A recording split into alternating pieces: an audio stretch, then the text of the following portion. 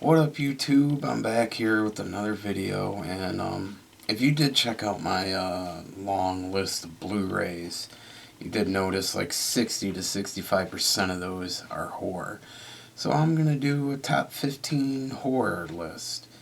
Um, Now this is my list. Doesn't mean shit. Your list is probably better than mine. We may have a few agreements. We may totally not. But remember, it's my list, not your list. So it's just all opinions, really. So starting off, number 15 is a new one, actually. Didn't come out more than a year ago. Green Room.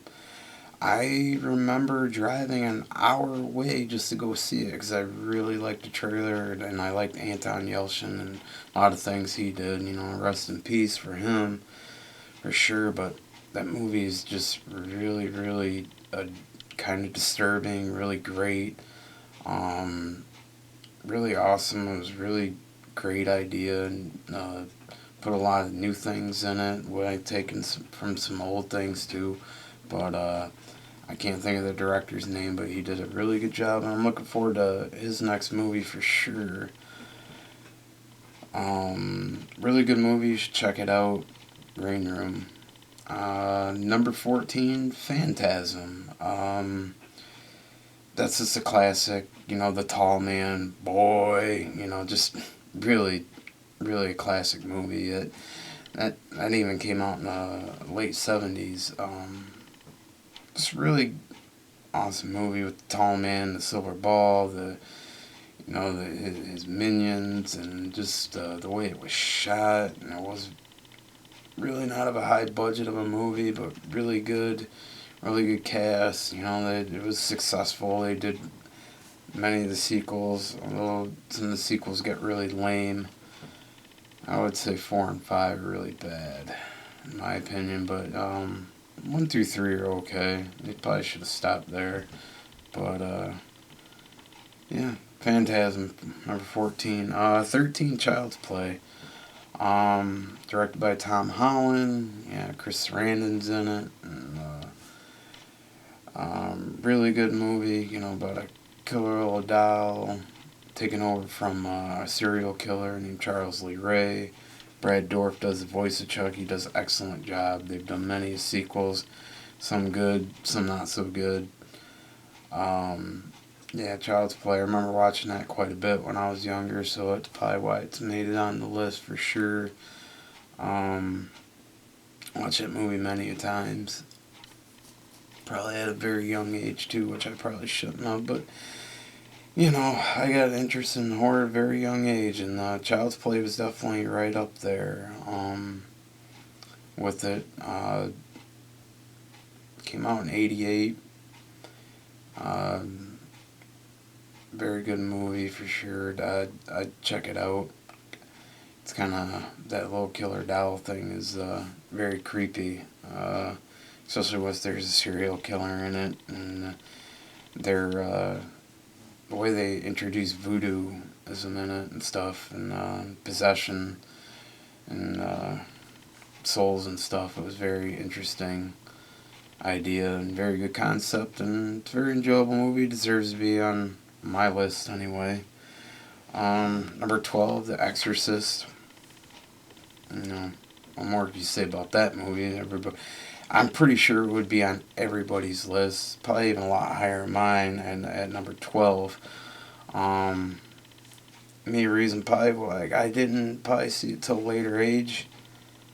Linda Blair gives a very, very good performance in that movie. And the other actors do as well. I can't really think of their names.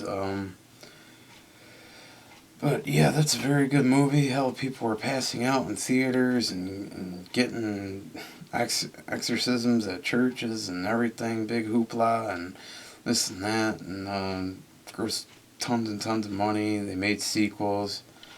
Second one's not so good. Third one's is enjoyable, for sure. Yeah, it's a classic, and there's probably be on any horror list for sure, especially top 15, which it's on mine. At number 12, going to number 11, ReAnimator. I'm even wearing the ReAnimator shirt here from Fright Rags. ReAnimator is definitely one of the classic movies. One of my favorites. I watch it probably at least 2-3 times a year. The character Herbert West, played by Jeffrey Combs, is just amazing. And Bruce Abbott's in it, and Barbara Crampton's in it. It's very, very good cast. A lot of goofy stuff going on in that movie, but it's what you would really like from a horror movie. H.P. Lovecraft's story. Stuart Gordon directed. He did a fantastic job, for sure. I watched that movie quite a bit, and definitely deserves to be on my list at number 11, ReAnimator, which is spawned a sequel, Bride of Reanimator, which I do enjoy. I have the Arrow release of that, and they did a pretty good job putting that one out too. ReAnimator. How can it? That's got to be on a lot of people's list too, I imagine. Number 10. This one's probably a little bit different. Cabin Fever. I'll admit I'm kind of an Eli Roth fan. I do enjoy some of his movies. Maybe not so much of his latest, Knock Knock and Green Inferno. They're okay. They're watchable, but I can't see me, like, over periods of time go back and rewatching those quite a bit. Unlike Cabin Fever, which took, a lot of elements from the Evil Dead, obviously, and just like the real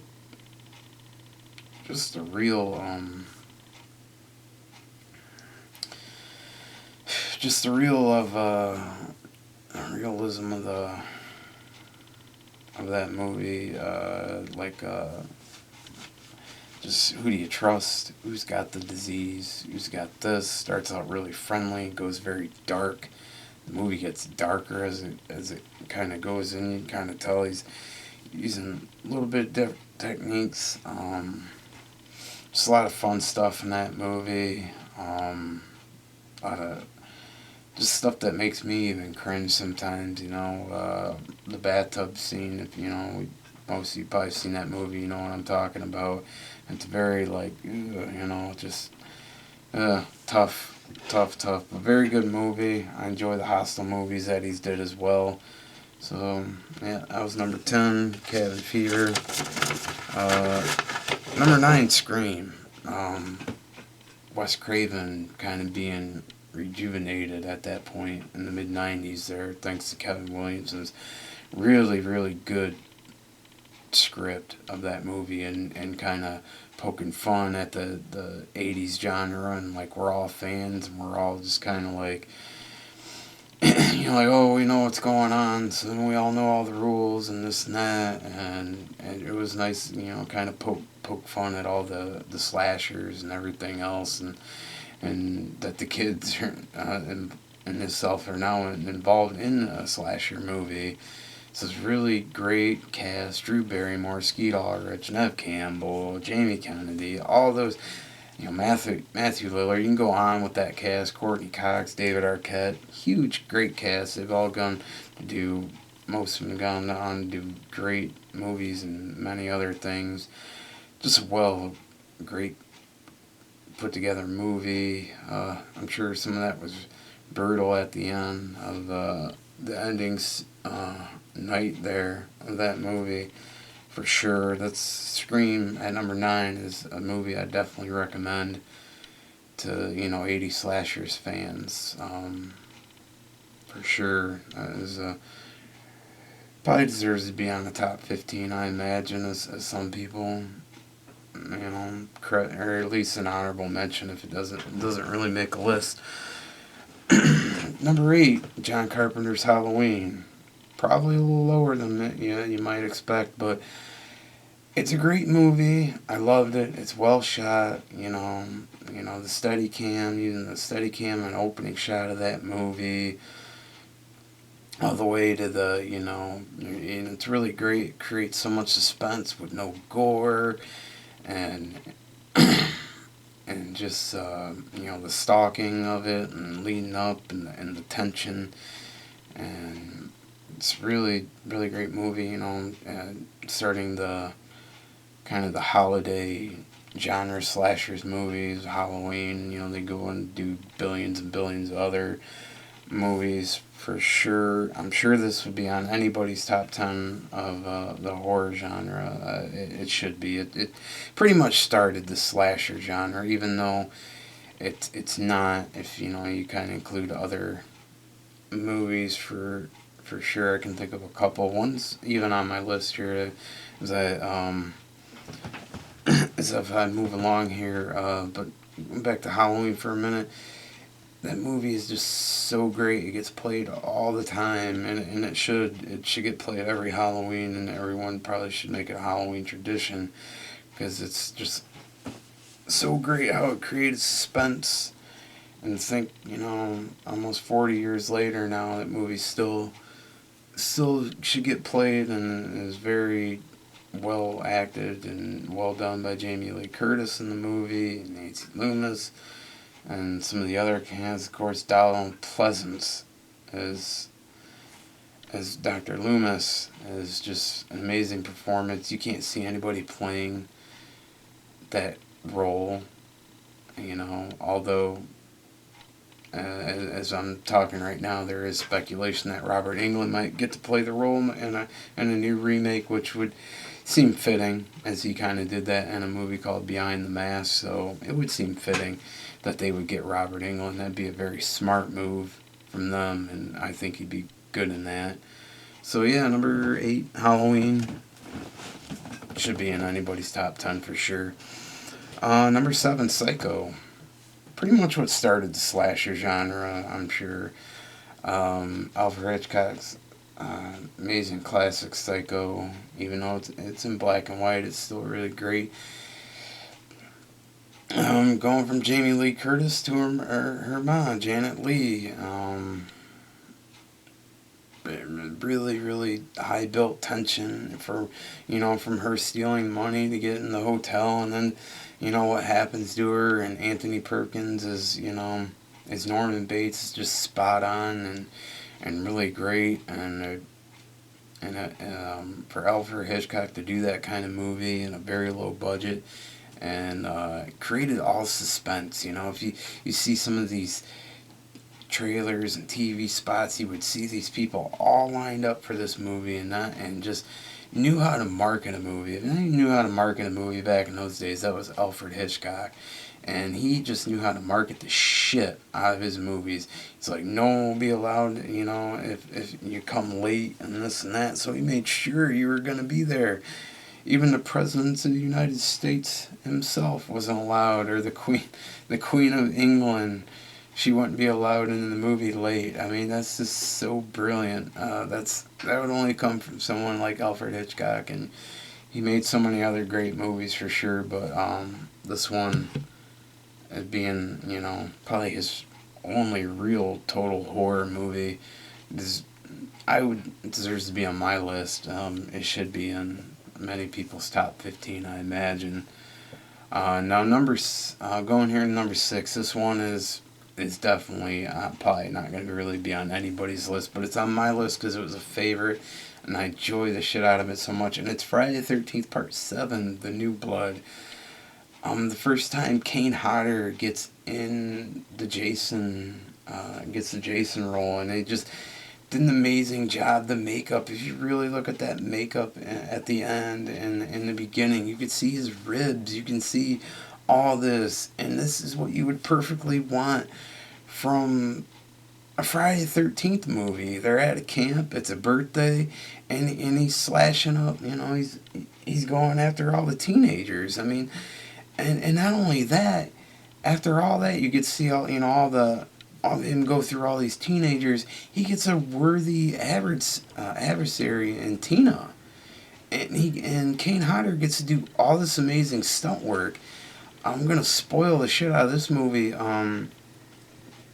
He gets a roof tackled on him, and he would have been probably seriously hurt, from what I understand, if it wasn't for the mass that landed on his face. He was set on fire for a record at that time for probably over a minute and a half, at the end, the makeup was just a marvelous job. Even though a lot of people, some people like it, some people don't. But I love that makeup. I think that's how someone would look after 10 years supposedly down in a lake, and all his ribs were shown and everything else. Kane Hodder did an amazing job with all the stunt work and making it look really cool. And I just think that was it's really underrated and should be enjoyed. I don't think it should be on anybody's list really, but it's on mine because I just enjoy it a lot, and I recommend at least checking it out for sure if you haven't seen it. I just really think Part 7's a real gem, hidden with like 13 Friday the 13th movies out there. Going number 5, Day of the Dead. My favorite George Romero zombie movie.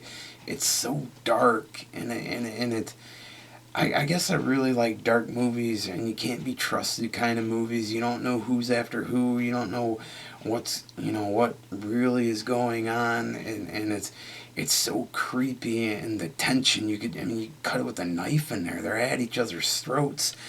And all this, they're pretty much they're outnumbered 400,000 to 1 according to the Dr. Frankenstein in there, and the character of Bub is really done well, and he did a really good job with that. That character involving that zombie, making you really love a zombie character for sure in that movie, and it's and just the real claustrophobia of that cave that they're in. It's not really a cave. It was like a storage unit. Where in mines and stuff, and limestone, and and I really like Joe Pilato's over the topness. It is really over the top, but I really enjoyed it, that, because he's just a real guy that you probably wouldn't want to mess with. I don't. I wouldn't want to mess with him. He's just looking to take anybody out, and man, it's really good stuff, man. If you haven't seen Day of the Dead, you should check it out. It's my favorite obviously of the Romero's original trilogy, zombie trilogy, for sure. Number 4, Evil Dead 2. Now, don't get me wrong, I love the original Evil Dead, and it's well made. And you can tell it's made with love. Sam Raimi did an excellent job with, the original Evil Dead. They had no budget, though. So in Evil Dead 2, they actually had a budget. And not only that, Sam Raimi was, kind of, because it was labeled video nasty, so he cut back that and then added a bunch of funny stuff. Evil Dead 2 is like, 1 minute you're laughing, the next thing you're like, oh crap, what's going on? In this movie, he's, hacking off his hand, or, zombies dancing, and all of a sudden, bam, she's right in your face. And, yeah, Evil Dead 2, Bruce Campbell does a really great job in that movie. He holds that movie for about 20 minutes in the cabin alone, 25 minutes before some of the rest show up. And he does an amazing job with that, with his possessed hand and all the stuff he does, and into the cat, when he goes to the work shed, and the tool shed, whatever he calls it. That line is dubbed so bad, kind of like this video. But for sure, that Evil Dead 2 is up there for me. Evil Dead 1 would be, if it had, the budget, to me, it'd probably be higher on my list, or be on my list even. But since Evil Dead 2 had the money to shoot, and they made it look really good, and they put a bunch of silly stuff in it, so you get the laughs, and you get, you get the laughs, and you get the horror, you get it both. A comedy horror movie, it's great. Evil Dead 2 is definitely a movie I think a lot of people from the horror genre like, for sure. Number 3, Fright Night. The original Fright Night, for sure. Another Tom Holland movie. Chris Sarandon's in it again. You got Roddy McDowell, great job as Peter Vincent. This is a movie that probably tugs at my heart the most because this is probably the movie I watched the most. I obsessed over this movie at a young age. I was probably watching this movie at 5, 6 years old on an old dub tape, and I just watched it over and over again because it was one of those horror movies that I pretty much knew, all the scary points, when I first watched it, so it wasn't really that scary, and I don't think it's all too much really all that scary. I mean, it has its moments, but I knew probably as a young kid to look, I knew what was coming, so I wasn't really all that scared, and I just obsessed over it because in my mind, I wanted to be Charlie Brewster. I wanted to be that kid next door who all of a sudden's like, there's a vampire next door. What are you going to do about it? I mean, that's like a horror kid's fantasy, really. That's what you would want to happen to you. You'd be stuck, really right in there, stuck in your horror movie. So, yes, Fright Night, really, really good movie. Well deserved. Um, it came out in '85. Really, really great movie. Don't know if it'll be on anybody's top list, but for sure it's on mine because it's just kind of like a childhood movie that I definitely have seen the most. I know I've seen this movie over 100 times, and I don't exaggerate when I say that because I watched it when I was so young. So I mean, like over 28 years I've had a chance to watch it, and I've always loved that movie for sure. It's a great one. Number two, The Thing. John Carpenter's The Thing. Um, that movie is so awesomely made. It is my favorite John Carpenter movie. Will always be my favorite John Carpenter movie. Kurt Russell does an amazing job in that movie. That whole cast is awesome in that movie. Um, Special effects from Rob Bottin. That is amazing what he did at such a young age. I think he was like 22. Can you imagine being a 22-year-old and doing all those special effects and don't even know if they were really going to work? And it probably took him forever to shoot. Just the real,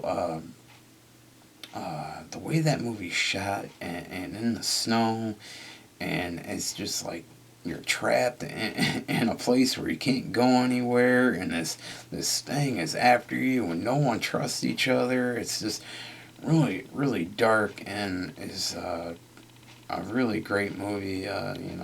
Keith David does an amazing job in that movie too, and that whole cast is just awesome. It's a real like 12 Angry Men, if you think about it, a 12 Angry Men movie, but mixed with a horror genre because it's all men, obviously, and and they're all trapped and they're all going nuts and they're all, you know, like who's after who and who's the thing really in and who the hell do I trust? Do I even trust myself? It's just really really great movie and just a lot of paranoia and what's this and uh, who goes there kind of type feeling when you see that movie, for sure. Um, Great movie. If you haven't seen it, man, check it out. Just the special effects alone in that movie are just worth seeing. Even maybe if you don't even like the movie, just the special effects, it's really great. And Bravo Team did an amazing job, and there's nothing like it since special effects wise. It's probably like my number one special effects movie for sure. Um, all right, I'm getting ahead to here. Number one. Before I do that, I'm going to name a couple honorable mentions that are on my list that probably might be on others, and that would be two of them I'm going to name. Texas Chainsaw Massacre, the original, probably might be on many people's, and Hellraiser. The reason why they're not on mine is I just never really got into Texas Chainsaw. I saw it at a late age, and I just never really got into it. It's really uh, annoying to sometimes to watch because the dude in the wheelchair, he's so annoying. If that character wasn't annoying, and I can't stand him, man, he's really annoying. And I'll admit he's one of the guys I'm glad to see to go in that movie, man. And Hellraiser, I don't know. it's a good movie, but it's not on my top list because it's just, I don't know. Maybe maybe it's the whole S&M thing or whatever. And but I met Doug Bradley. He's awesome, and it's still a pretty good movie. It's just not really on my list. Maybe top 20. Yeah, if those two, if I had a top 20, it'd be on there for sure. Probably both of those. That's why honorable mentions. So my number one movie, A Nightmare on Elm Street. Nightmare on Elm Street is so awesome, and I've watched that so many times at a later age, even because I just enjoy that movie. Even though I know what's coming and I know the ins and outs of the movies, and I've seen like 3 or 4 documentaries on this movie. Never Sleeps Again, and then they did one on the DVD, and then there's another one on the Nightmare Blu-ray. So I know like everything. I just love that movie for everything because if you think about how dark A Nightmare on Elm Street is in the story, it's so good. I mean, believing that someone is in your dreams. I mean, that's about as. I mean, as Robert Englund said, that's worse than rape. Someone's in your head. I mean, that is worse than rape. They're in your mind. They can think of anything. Freddy Krueger can think of anything that is in your mind and use it against you. That's fucking terrifying. Um, and when you really, really think about it, and great credit goes to Robert Englund again, making a great character from the way he walks, the way he talks, his movements, the way he used the glove, everything. Wes Craven couldn't ask for a better actor to get in that. And Heather Langenkamp as Nancy is totally awesome. You totally believe her. The girl next door, the girl with the head on her shoulders, and can fight Freddy and give her it all to take him down. And she did a good job. And Johnny Depp's first role, and it's really interesting, seeing or how big his career got, and he's in that. And it's a really good cast. You got John Saxon in there, and Ronnie Brinkley is the mother and father. They do a good job in that movie too. But yeah, Nightmare on Elm Street's my number one, and will always be probably. It's just really terrifying and dark, and I like the dream sequences they use, the kills, the upside down room from the first kill with the Amanda Wyss's character Tina, and just it's psychologically damaging, that movie for sure, and it's just it puts the fear back into it, and that's that's why I think it's my number one. It makes you think for sure. All right, that's the end of my long video here. Thanks if you stayed tuned as long. I appreciate you watching it and get my picks. So let me know what your some of your favorite horror movies are in the comments below if you want to let me know. I appreciate that. So like my video and subscribe if you like it. All right, thanks for watching.